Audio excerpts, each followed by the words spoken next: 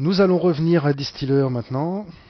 Les dernières options qui figurent dans le bas de ce panneau ont été détaillées déjà dans une précédente leçon, donc je ne reviens pas dessus, sur le format de page par défaut, l'incorporation des vignettes et l'optimisation pour l'affichage rapide des pages web, mais ici, comme je l'ai déjà expliqué, s'il faut lire optimiser pour l'affichage rapide. Ça ne vaut pas que pour les pages web, même si cette fonction est beaucoup plus évidente et beaucoup plus utile lorsque le fichier se trouve sur un serveur web justement. Nous allons maintenant voir le panneau images. Donc ce panneau images concerne les images qui sont au format bitmap, c'est-à-dire les images en mode point. Il ne s'agit pas ici d'images vectorielles, mais bien d'images en mode point, donc tout ce qui est photo par exemple. Et on a une séparation entre les images couleurs, les images en niveau de gris et les images monochromes. Pour les images en couleur et les images en niveau de gris, on a exactement les mêmes options, c'est-à-dire premièrement la possibilité de ne pas sous-échantillonner les images, ou la possibilité de les sous-échantillonner avec un certain type de sous-échantillonnage. Sous-échantillonner une image, cela veut dire réduire sa résolution. Donc ici, il faut simplement savoir que l'interpolation permet de conserver des contours un tout petit peu plus nets et que le sous-échantillonnage bicubique, dans tous les cas, est le système de sous-échantillonnage qui donne les meilleurs résultats au niveau visuel, au niveau de qualité visuelle du document. Donc on va, par principe, en général, on reste toujours sur cette option. Ces trois options existent puisqu'à une époque, les machines n'étant pas très puissantes, cela faisait une vraie différence dans le temps de traitement et dans le temps de conversion des fichiers PDF.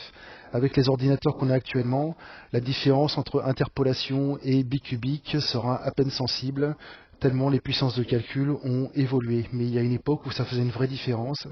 C'est ce qui justifie que ces options soient toujours là, à part celle de l'interpolation qui permet dans certains cas, et notamment pour certains types d'images, de conserver des meilleurs contours, même si c'est un peu au détriment de la netteté des images. Ici à droite, on va régler la résolution à laquelle on veut sous-échantillonner ces images. Donc comme on vient de le voir, si on travaille pour un imprimeur, on va laisser cette résolution à 300 points par pouce. Mais si on travaille par exemple pour un document que l'on veut mettre sur un serveur web, on aura tout intérêt à réduire cette résolution à 150 pixels par pouce.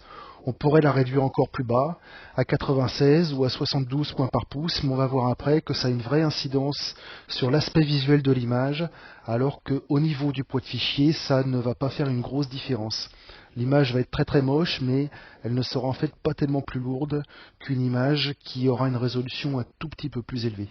Puisqu'en fait, on va le voir, ce qui fait vraiment la différence dans le poids d'un fichier, et donc dans le poids des images qui sont contenues dans ce fichier, c'est le taux de compression qu'on leur applique ici, et non pas tellement la résolution utilisée, contrairement à une vieille légende. On a ici d'ailleurs une limite, puisqu'on demande des images maintenant, les rééchantillonner les images à 150 points par pouce. On a une limite, c'est-à-dire que les images qui sont à 225 pixels par pouce ou moins ne seront pas sous-échantillonnées, puisque ça ne servirait en fait à rien. On va détruire l'image, on va la remodifier, recalculer tous ces pixels pour en fait ne pas gagner grand chose au niveau de la taille du fichier. Donc ça n'a pas grand intérêt, donc c'est pour ça qu'on a cet effet de seuil ici. Seuil que l'on peut modifier manuellement d'ailleurs. On a une valeur qui est calculée automatiquement, mais on peut très bien la modifier manuellement. Pour ce qui est des modes de compression, on a le choix entre deux types de compression. On a le choix premièrement de ne pas compresser les images, donc là on va avoir des fichiers énormes, ça correspond à des fichiers que l'on envoie par exemple à un imprimeur, puisque là en général on se moque pas mal de la taille du fichier, mais si c'est un fichier que l'on veut envoyer sur le web ou qu'on veut envoyer par mail, il faudra être plus attentif que ça à la taille du fichier. Donc deux types de compression possibles, la compression zip, qui est très connue, c'est le même algorithme de compression qui est utilisé pour compresser des fichiers depuis des années, et les systèmes de compression JPEG. Et lorsque l'on ne sait pas trop ce que l'on veut, on peut se caler sur de la compression automatique. La compression automatique, c'est-à-dire que c'est Distiller qui va choisir lui-même le type de compression qu'il va appliquer à l'image en fonction de ses caractéristiques. Donc une image qui comporte très peu de couleurs ou des grands aplats de couleurs sera plutôt compressée en mode zip, alors qu'une photographie qui contient énormément de nuances sera elle plutôt compressée en JPEG. Et pour le cas où Distiller choisit de compresser l'image avec le mode JPEG, on a la possibilité de régler la qualité de l'image, c'est-à-dire qualité de l'image maximale, donc avec une compression très très faible, ou une qualité minimale avec une compression beaucoup plus élevée. Donc si on travaille pour le pré-presse pour un imprimeur, bien entendu, on va laisser l'image en qualité maximale. Si c'est un fichier qui est destiné à d'autres usages, on peut très bien se satisfaire d'une qualité moyenne. En général, ça convient très bien. Nous avons exactement les mêmes options pour les images en niveau de gris, donc je ne vais pas revenir dessus, je vais simplement les modifier ici pour que l'on voit bien que ce paramètre ici s'ajuste automatiquement. Je vais mettre les mêmes qu'au-dessus, comme ça on aura quelque chose de beaucoup plus homogène. Et on a le cas particulier des images monochromes. Les images monochromes, ce sont les images noires et blancs, c'est-à-dire à ne pas confondre avec les images en niveau de gris, mais des images dont les pixels ne peuvent avoir que deux valeurs, soit noir, soit blanc. Ce sont des images que l'on appelle également images bitmap, mais comme on le voit en informatique, le mot bitmap, ça recouvre énormément de réalité, donc le terme monochrome paraît ici beaucoup plus adapté. Nous avons ici les mêmes choix de sous-échantillonnage. Ce qui change, c'est la valeur par défaut, la résolution par défaut qui est utilisée, puisque les images monochromes, ce sont de tout petits fichiers, du fait que le codage des pixels ne se fait que sur deux valeurs possibles. Et pour avoir des images qui soient le plus nettes possible, en général, on utilise une résolution 4 fois supérieure pour les images monochromes à celle qui est utilisée pour les images couleurs ou les images au niveau de gris. Ici, on est arrivé sur un paramètre par défaut, le paramètre qualité optimale, qui utilisait une valeur de 300 pixels par pouce pour les images en couleur, 3 x 4, 12, donc on avait ici une valeur de 1200. Maintenant, si on a une valeur de 150 points par pouce ici, on peut, en multipliant par 4, se dire qu'ici, une valeur de 600 sera largement suffisante. Surtout si c'est fait pour être visualisé à l'écran. Ça n'aura pas énormément d'incidence. Par contre, ça permettra de ne pas oublier que plus la résolution est forte, plus on peut zoomer dans l'image à l'écran sans avoir le phénomène de pixelisation qui apparaît.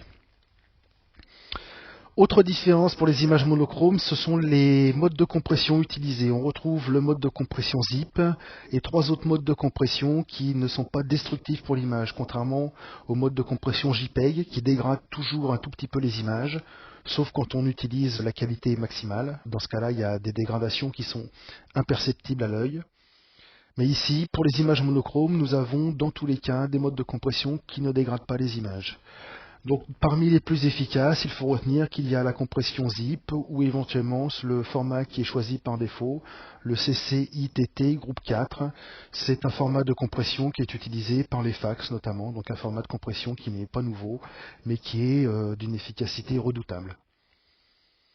Autre option un petit peu particulière ici, c'est celle qui concerne le lissage des grilles. Donc à désactiver, puisqu'en fait ce lissage des grilles, ça floute un petit peu le bord des images monochromes, pour que ce soit plus agréable lorsque l'on regarde les fichiers à l'écran. Mais si l'on travaille, même chose pour des documents qui doivent être imprimés, et cette fois-ci que ce soit chez un imprimeur ou sur un copieur laser, il faut éviter de cocher ce lissage des grilles, puisque cela va flouter légèrement les images. Et sur le papier, une fois que c'est imprimé, c'est beaucoup plus visible qu'à l'écran. Ça fait un petit peu l'effet inverse que le rendu que l'on peut avoir à l'écran. Dernier paramètre spécifique, qui est très récent d'ailleurs dans Distiller, qui est depuis la version 8 ou depuis la version 7, ce sont les règles, que l'on va aller voir tout de suite. Les règles qui s'appliquent aux images, puisque l'on peut demander ici que lorsqu'une image a une résolution inférieure à, ici on va demander 100 points par pouce par exemple, on peut dire que l'on veut soit envoyer un message d'avertissement mais continuer quand même la conversion, soit annuler le travail.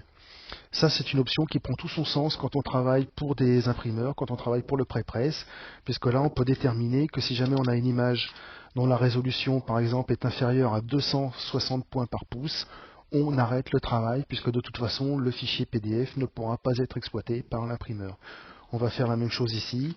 On diminue un petit peu la valeur par défaut parce que très souvent, lors des conversions en PDF, on a des images qui peuvent arriver à 299, 298 points par pouce.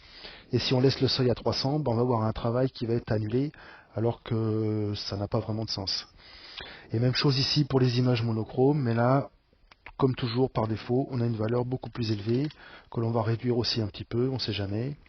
Ça évitera d'avoir des travaux qui sont annulés pour des raisons qui n'en sont pas vraiment. Ces options de règles ont aussi une grosse importance lorsque l'on travaille en pré-presse avec les standards PDFX, puisqu'une seule chose très importante que ne vérifient pas les standards PDFX, c'est la résolution des images. On peut très bien avoir un PDFX qui soit parfaitement conforme, considéré comme parfaitement conforme pour l'impression par un imprimeur, et qui contienne des images à 30 points par pouce, ou même moins. C'est une information qui n'est absolument pas vérifiée par les standards PDFX.